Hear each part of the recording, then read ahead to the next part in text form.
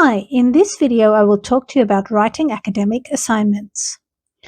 There are many different types of assignments, but generally they fall into three categories: written, spoken, and visual. Written assignments include things like essays, reflective writing, and research plans and projects. Spoken assignments are both group and individual oral presentations, for example, while visual assignments vary and come in many formats such as posters, videos, portfolios, web pages, and so on. Regardless of the type of assignment you are doing, though, the process that you use to follow to write them is quite similar. You should start by analyzing the question. This is then followed by brainstorming the key words about the topic. You should conceptualize your ideas and consult the rubric so that you know what it is that you are expected to do. This is then followed by database searching and effective reading and note-taking, and then figuring out your structure, so creating an outline. Only then do you actually start writing the assignment. This includes analysis, synthesis, evaluation, and your arguments. We then recommend having a break and then identifying the errors and fixing them before submitting it. Now, we have presented this to you in a linear format, but it is important to note that this is actually a recursive process. You do go back and forth between these things as you are writing your assignment. For example, you may be busy writing some paragraphs and discover that you need more information about something and then go all the way back to database searching to find more things and read that. So let's start with analyzing the question. To analyze the topic, you need to be able to know exactly what it is that you're supposed to do. So this includes taking note of the due date and word limit, because you will lose marks if you submit your assignment late or if it's significantly over or under the word limit. At Monash, there is a 10% word limit leeway. So that means if your assignment is 2,000 words, you can write anywhere between 1,800 and 2,200 words. You should look at the topics in the topic itself and identify the number of elements within this topic. Look for things like instruction words that tell you what it is that you're supposed to do, keywords related to the topic, the type of assignment it is, and what type of audience it is that will be reading this type of assignment. Importantly, make sure to look at the connections between ideas and the implication of the topic, not just at the surface level of what it seems to say. So as an example, I'm going to use this topic throughout this presentation to clarify what I mean. So here you can see a standard sort of first-year essay topic, which is a statement followed by the term discuss. In this case, that Android phones rather than iPhones should be the standard smartphone in society. Discuss is an instruction word that means look at the evidence for and against the statement and decide which side of the argument you agree with more. So in this case, you are supposed to write an essay on whether you agree with this statement or don't agree with this statement and why. This is an essay, and so the audience for that is your marker.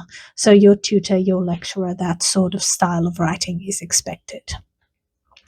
So that is a very basic assignment, but this is in reality more the type of assignment you are likely to get. So you'll see that they can be quite complex. And in this case, this type of assignment is actually a two-part assignment.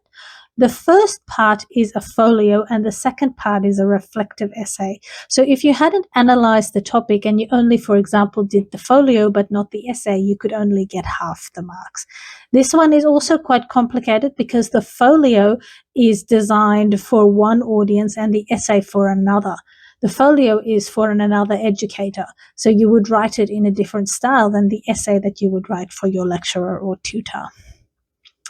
So once you've analyzed the topic, you should brainstorm your ideas. So there are many different ways in which you can put your ideas together, and there's no correct way. Please use whichever way works for you. The four that I'm going to show you today are the most commonly used ones. The idea here is to get out of your head the key things that you already know about this topic, maybe from your experience, but also from the things that you've discussed in class, other readings that you may have already done, and so on. So firstly, you can do what is known as a stream of consciousness, which is quite literally just writing down everything that you know about this topic. This can be quite useful for a couple of reasons. First, it is by nature going to group the things that are related together, which helps you to structure your ideas of where you need to go and find more information. Additionally, when you write like this, you have sentences that, for example, have question marks or little dots. This indicates things that you don't really know a lot about, so you want to go and look for more information. This is the same information presented in dotted point format. This works well for people who are a bit more logical, mathematical in the way that they think and work, and so can have very clear structure for the things that you already know. You can also use PowerPoint slides or sticky notes or something like that. This can be quite useful to organize ideas across a larger section so that you can group certain things together that help you see the overarching structure of your assignment later on, for example, as well. And this is what is called a matrix. So I'm going to come back to this matrix because it is super useful to organize arguments. So when you are trying to think about everything, who argues for this, who argues against this, you can start to see what sort of information you have. And later on, I'll come back to this and show you how this can help you structure your argument in your paragraph. And this, of course, is a mind map. Mind map works for people who are a bit more visual, like colors. Obviously, as you can see with my mind map, I am not very artistic, but for people who are a bit more creative, like drawing, things like that, brainstorming your ideas with mind maps can be quite useful. So once you have an idea of what you already know about this topic, you should go and consult your rubric to see what it is that is expected of you. Now, rubrics do differ in the way that they're structured, but this is sort of the general structure. They have on the left-hand side the various criterions that they are looking for in the assignment, and then they are across the columns, they indicate what you need to do for each level of the grade. So in this case, in an Australian system, high distinction is the greatest mark you can get. So it's at the right-hand side in this case, and everything, if you wanted to get a high distinction for your assignment, you needed to demonstrate everything that's in the right-hand column of this topic. So then you need to go and do some database searching to start to find information about those things that you had the question marks or dots, the things that you didn't know anything about. So I do have a separate video that talks about database searching, and I do also encourage you to talk to the librarians to help you learn how to search effectively. Make sure you search in a database that is appropriate for the topic that you are using, not just straight up Google, but an academic database. This will help you limit the sources that you get to academic sources, and use good search strategies like using quote marks and or operators and so on to help you streamline what you find. The things that you are looking for are academic books, individual book chapters, research articles. So these can be individual research, journal articles, empirical papers, literature reviews, conceptual articles, and those sorts of things. You can also use conference presentations and academic theses, but I will highlight to you that academic theses are very long, so it may be a better choice for you to look that person up on Google Scholar and find the articles that they've published from their thesis so that it's a bit easier to find the information. Then you need to, once you've found all of this information, do effective reading and note-taking. Now, in another video, I spend a lot of time explaining how to read critically and effectively. My biggest tip for you is to imagine the reading as a conversation between yourself and the person who wrote it, because they are trying to convince you of their argument. And if you can start to see how they've put their argument together, you are able to read much more critically and effectively. If you want to know more about how to do that, make sure to check out the other video in the channel. So once you've done all of that, then you start figuring out the structure for your assignment. So you need to create an outline for how you're going to make the argument you want to make. So in general, an assignment, regardless really of the type of assignment, has an introduction, body section, and conclusion. In the introduction, you introduce the topic, provide background information necessary to understand the topic, and include what is known as signposting. These are guides to explain what you're going to do. Like, this essay will discuss A, B, and C, then discussing A, B, and C in the order that you said you would, and then in the conclusion saying this essay has discussed A, B, and C. I know that sounds quite simple, but it is important to realize that you are now discussing really complex ideas, and for you to help guide your reader through what it is that you're trying to do, it makes sense to give them a structure to follow. The body section is where you build your argument. So this is where you use the evidence you found from all those things that you read to support the claims that you are making. And the conclusion is where you summarize what you've said and possibly discuss future directions for further research.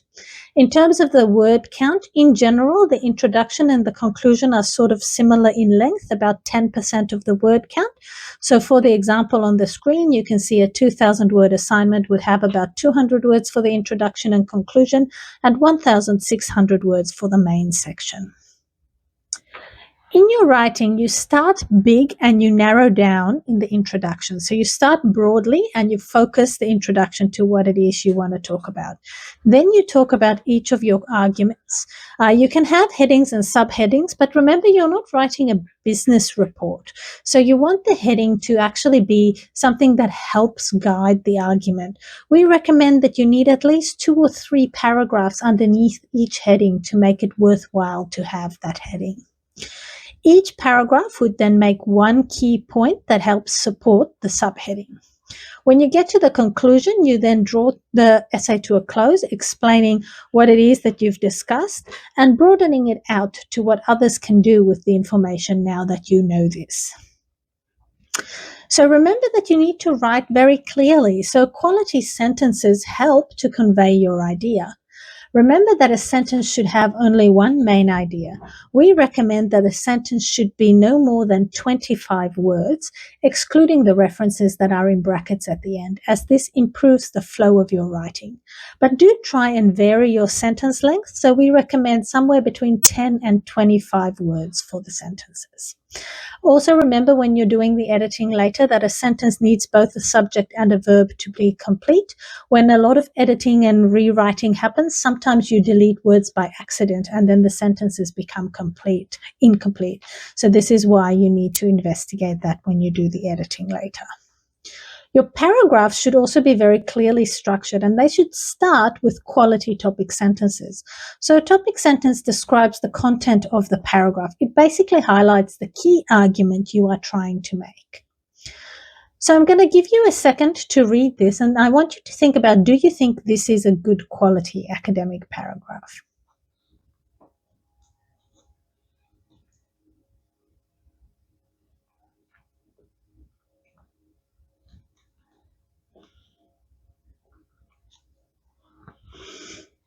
So when I do this in class, it is often the case that I get a couple of different viewpoints. Some people think this is a good paragraph because it has a lot of academic references. It seems to have a good, solid academic English, these sorts of things. And then other people seem to think, no, it's just very descriptive. It just says lots of different people say this. The problem with this paragraph is that it doesn't actually have a topic sentence. So you, as the reader, don't know what the argument is that the author is trying to make. So when you are reading it, you are in your head trying to put the ideas together. And this makes it seem like there isn't a coherent argument, when actually there is a good argument happening there. The paragraph is just not clear because the topic sentence is missing. This is why we recommend that every paragraph should have a clear topic sentence outlining the argument of the researcher. So we recommend you follow what is known as the TEEL structure of paragraphing. This starts with that topic sentence that introduces the main idea of the paragraph. Then sometimes you may need an explanation sentence to further clarify something that you said in the topic sentence. For example, maybe a definition of something. This is then followed by evidence and examples you got from all those things that you read. And following that is a linking sentence to link to the next paragraph so that your ideas flow clearly and logically. So this is an example of a TEEL structured paragraph. You can see a strong topic sentence there: doctoral degrees should do the following. Then there's an explanation sentence, which in this case was needed because the term professional skills needed to be identified. Then that big chunk of green sentences are the evidence. Some people think this, but other people think that. So this is showcasing that you have read the literature and you understand the different points of view. And then in this case, I've used the last sentence to explain my position, as in which side of this argument I believe more and why. So now I've made an academic argument with my writing. We recommend this as a structure because if you follow the TEEL structure, you know that you have everything you need to make a good quality argument.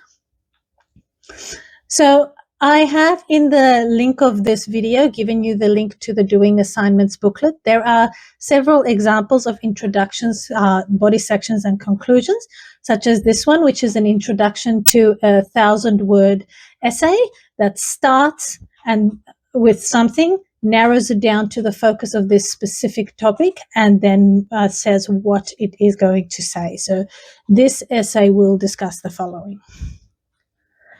Then there's body paragraphs. So this is an example of a body paragraph for something that you may be writing. So you will see that the green sentences in this case have references. They come from other sources that are used to make up the argument. This is another example where that is more likely to be something that you would read in your readings, particularly in the findings and discussion section. You see that there are no references here because in this case, the researchers are using evidence from their study to support the claims that they are making, but it is still structured in the same way. And this is an example of a conclusion to a book chapter. It's important to note that conclusions don't need to be complex. They just need to say to the person that this is now the end of this thing that I am reading. It's summarizing the key point or what people can do with it in the future. So after you have figured out your outline, you can start actually writing. Now, in my case, when I figure out my outline, I would plan the overarching structure of the assignment, but I will actually plan my arguments for each paragraph.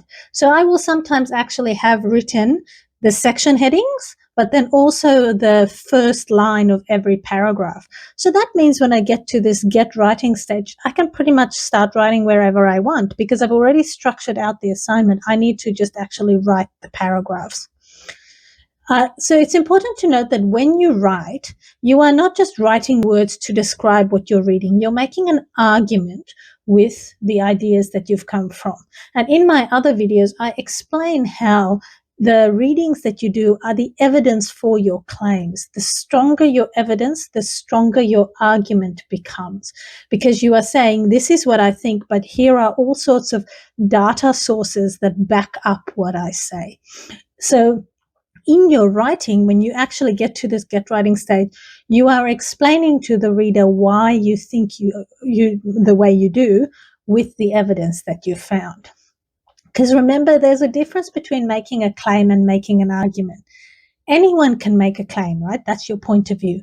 But an argument, an academic argument in this case, is specifically a claim supported with evidence. And if you want to do well in your assignments, it is a well-supported academic argument that will get you there. So if we go back to my topic from before, let's say I decided I would like to agree with this based on the literature. And so I'm going to write a paragraph about the screens breaking less easily, right? It's better to have Android phones because the screens break less easily. Now let's go back to my grid from before. You will remember I said that this is a great way to organize an argument. Who argues for this, who argues against this, and what is the evidence? So this is an example of that grid for the literature. So Android screens break less easily. Well, who argues for this? People who have Android phones, people who make the screens. Who argue against this? People who have Apple phones. Apple themselves, for example. What is the evidence? Now, let's imagine I went searching the literature and I found an article that was written by the people who made the screens. That's a little bit biased, right?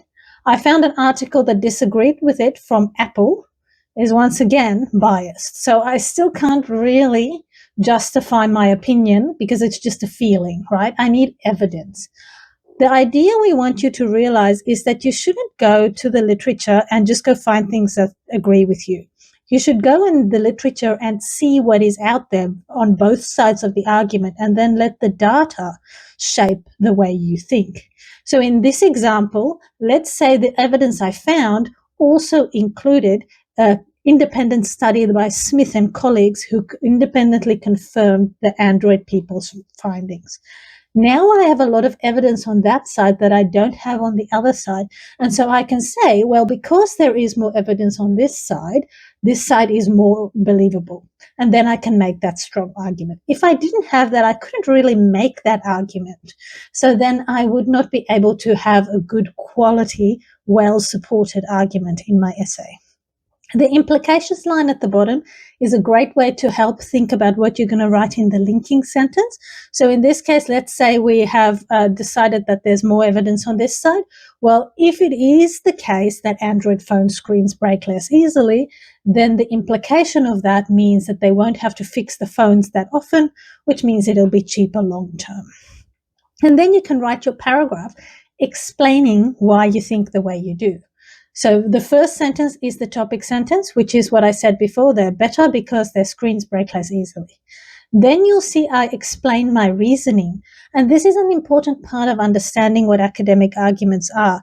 It is considering both viewpoints in this case and explaining why your side is better than the other side with evidence. And then the last sentence is the linking sentence, which links back to the topic sentence. It's better for general use in society, but also explains the implications of this particular finding. Now, that is a fairly basic example, but this is also the case for more academic pieces of writing. So this is a paragraph from one of my articles, and you can see that there's a topic sentence, there's a literature examples, explanation from one side. Other people critique this and say this other thing. And then I'm like, well, okay, that is actually reasonable. And so it needs to be adapted in this way. And then it can work in this way. So I've used the same structure. I've just talked about more academic sounding things in this paragraph. Now, in class, I usually get people to read this paragraph. So I will give you a couple of minutes just to read this, and then I will continue.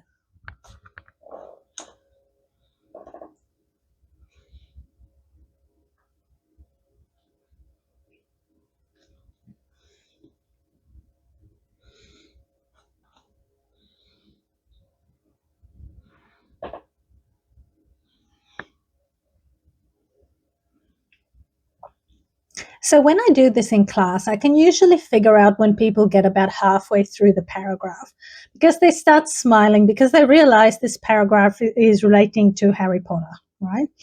I use this paragraph for a couple of reasons. One, to talk about how to structure academic arguments, which I will talk more about in just a second. And two, to showcase you that you can write anything in an academic style, even Harry Potter and magic, if you use a key strategy. And in a few slides' time, I will explain how you can make your writing academic sounding. Firstly, though, I will highlight to you that the pink sentences are my opinions coming through, and the black sentences here are showcasing for you the evidence from the book. Now, if this was my academic assignment, every black sentence would have a Rowling 2007 reference because this is where the idea comes from. Right. What I want you to see here is that academic arguments are actually layered with the understanding of the author backed up with claims from the literature. And academic writers are really good at doing this and interweaving it so seamlessly that it becomes really convincing for you. So when you are reading, you need to pay attention to how they've structured their arguments.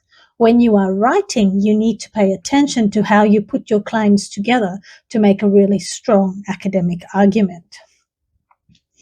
So you want to not just describe things. If I had just explained in the book Harry Potter, this happens, then this happens, then this happens, I would not have made an academic argument. I would have just summarized the book, right?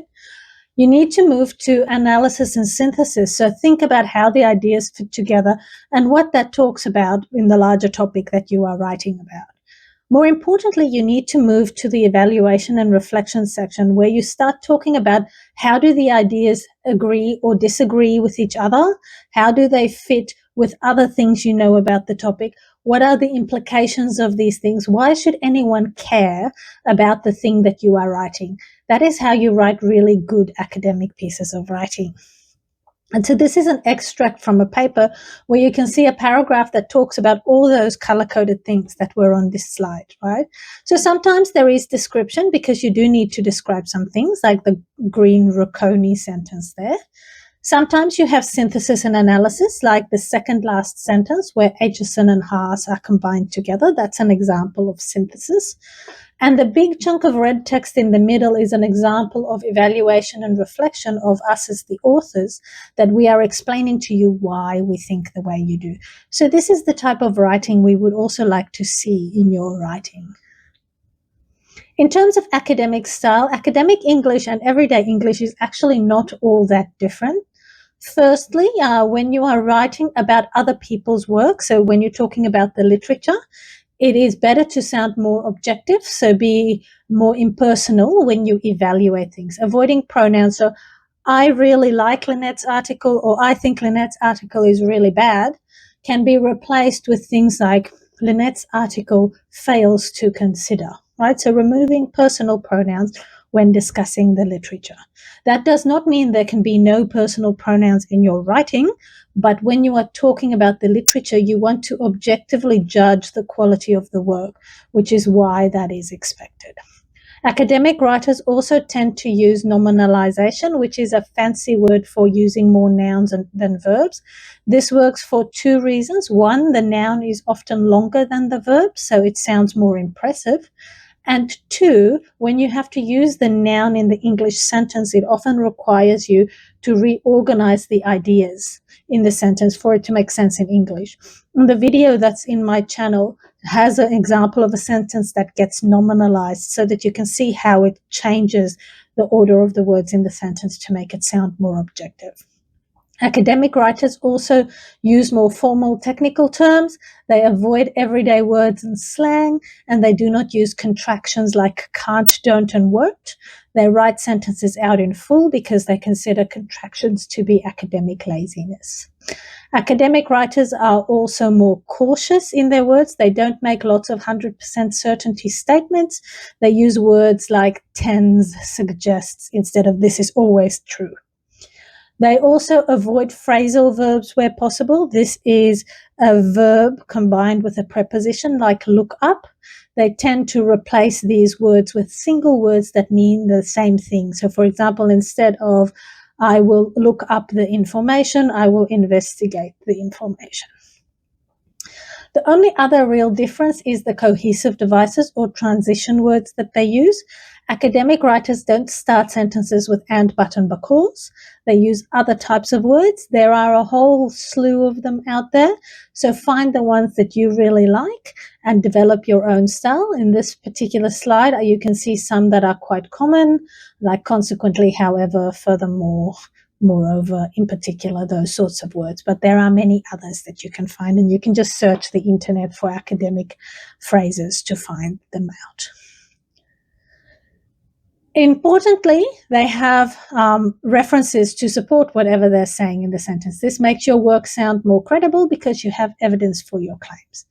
Now, it is important to realize that when you use sources, it is the way that you use sources that convey what you think about it. Often I have students saying, oh, but if I have lots of references, I'm going to sound like I don't have my own ideas. That's not true. It's the underlined words here, the reporting verbs that convey what you think. So in this case, we've got 6 sentences that all say my article says reflection is important during the PhD. But as you move from left to right on the screen, the person becomes less and less certain about whether this is actually true, right? That's because of the words that have been used. So it's the way you use the references to build your argument that conveys your voice. Now, in terms of why you should reference and how you should reference, I have a whole series of other videos for that. I would recommend that you look at the one that's on the screen here as a starting point to understand that you reference to add the support to your work. I've already told you this several times in this video, and that it shows respect and helps others find the information for themselves. I also have a whole series of videos on how to actually format the references in the APA 7th style. So if that is a style that you need to use, you can go and look at those references in my those videos in my channel. The key thing is to realize that you need to demonstrate academic integrity in your work. So always distinguish between your ideas and the ideas of others. And this is done by appropriate referencing and an appropriate AI acknowledgement, as I talk about in the other video. Make sure to develop the strong, accurate note-taking skills we were talking about as well, because if you're writing your assignment the night before it's due, you are very rushed and you're much more likely to forget to put the reference in or put it in the wrong place or something like that. That's also why good time management and planning is there. So then after you've written your assignment, we recommend you have a break, preferably at least one day, so that you can step away from the work, come back and see whether there are any errors. The reason we recommend this is because if you're trying to edit and proofread your work right after you wrote it, you tend to see what you think it says rather than what it actually says. So in the beginning, when you are planning your assignments, make sure to allocate this day to step away from it and come back and identify the errors to improve your work. So remember, you need to do both editing and proofreading. Editing looks at the bigger picture, so the argument, the coherence, the overall flow and clarity of your work. Proofreading looks at the fine details like spelling, punctuation, and presentation style, and so forth. So you can use AI to help you in this regard, to help you fix some of these things. But remember, AI literacy is essential. And I talk in that other video about how to develop your AI literacy. And if you do use AI, you do need to include the AI acknowledgement, because this is how you distinguish between your work and the work of the AI. So as an example, this is Grammarly, and Grammarly can help you fix some of the grammar mistakes, like the one on the left with practicing and practicing, and the singular plural. And then on the right-hand side, you can see an example of how it talks about the sentence or the word order in the sentence to clarify ideas. This is an example of using, in this case, ChatGPT to fix the grammar. If you are going to use a large language model, that is fine, but then I would recommend you ask it to explain what changes it's made, because what happens then is, you can see here, it fixes the paragraph in terms of grammar, but it also gives you some example things that it changed, like on the screen here. And this is a great way to first evaluate whether you agree with the changes being made and decide whether you want to accept it, because you can't just accept everything the AI says. But also, if it keeps telling you the same thing is wrong with your writing, this is probably something that you need to work on, right? So if you keep having issues with English verb tense consistency, like is on the third line here, this is something that you probably need to work on to improve your English communication. In our faculty, we also have the Academic Language Communication Guide, so you can use this as a strategy to guide your editing and your proofreading as you are going through your document. We recommend that instead of starting at the beginning and just reading the whole document and hoping you find mistakes, you look for certain things at a time. So if, for example, we look at the first purple column, you'll see it talks about referencing here.